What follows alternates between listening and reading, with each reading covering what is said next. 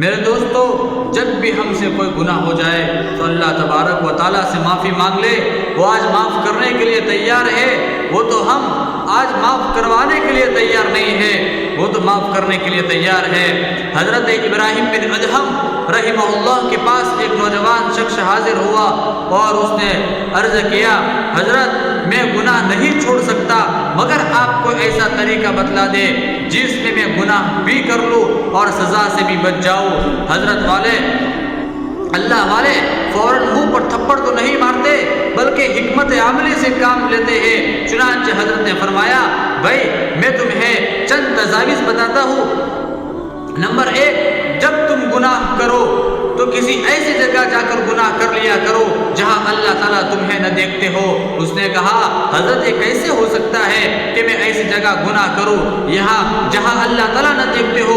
وہ تو ہر جگہ دیکھتے ہیں۔ فرمایا، اچھا اگر یہ نہیں کر سکتے تو پھر اللہ تعالیٰ کا دیا ہوا رزق کھانا چھوڑ دو، اور وہ جب تم سے پوچھے تو کہنا، نہ میں تمہارا دیا ہوا رزق کھاتا تھا اور نہ ہی تمہاری بات مانتا تھا۔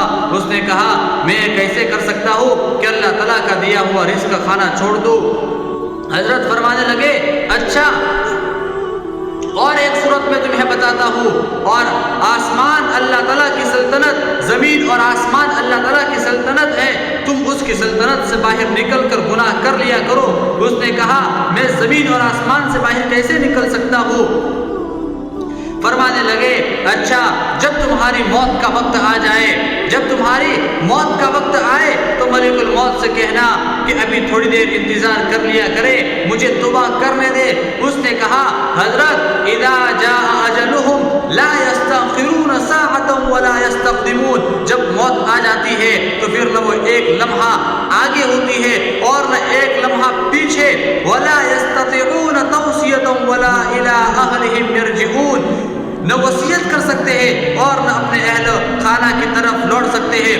اس وقت تو کچھ بھی نہیں کر سکوں گا، یہ کہ وہ تو ایک لمحہ میں آ جاتی ہے۔ حضرت نے فرمایا، اگر یہ بھی نہیں کر سکتا تو پھر میں تمہیں ایک بات اور بتا دیتا ہوں، جب تمہاری قبر میں منکر نکیر سوال پوچھنے کے لیے آئے تو تم کہہ دینا میری قبر سے باہر چلے جائے۔ اس نے کہا، حضرت میں فرشتوں سے کیسے یہ کہہ سکتا ہوں؟ حضرت نے فرمایا، اچھا اگر یہ آخری بات میں بتا دیتا ہوں، جب قیامت کے دن اللہ رب العزت تمہارے جہنم میں جانے کا فیصلہ فرمائے تو ضد کر کے تم کھڑے ہو جانا اور کہنا میں جہنم میں نہیں جاتا۔ اس نے کہا، حضرت میں اللہ تعالیٰ کے سامنے کیسے ضد کر سکتا ہوں؟ حضرت نے فرمایا، اے بھائی، اے جوان، اگر تو کچھ بھی نہیں کر سکتا تو پھر اپنے پروردگار کی نافرمانی کیوں کرتا ہے؟ اپنے پروردگار کی نافرمانی کیوں کرتا ہے اور اس کو ناراض کیوں کرتا ہے؟ واقعی میرے دوستو، ہم اپنے پروردگار کے عذاب کو برداشت کرنے کی طاقت نہیں رکھتے، اس کے سامنے کھڑے ہونے کی طاقت نہیں رکھتے۔ لہٰذا ہمارے لیے سب سے بہترین راستہ یہ ہے کہ زندگی کے تمام گناہوں سے سچی توبہ کر لے۔ اللہ رب العزت ہمارے گناہوں کو معاف فرما دیں گے، ہماری دنیا بھی سنور جائے گی اور ہماری آخرت بھی سنور جائے گی۔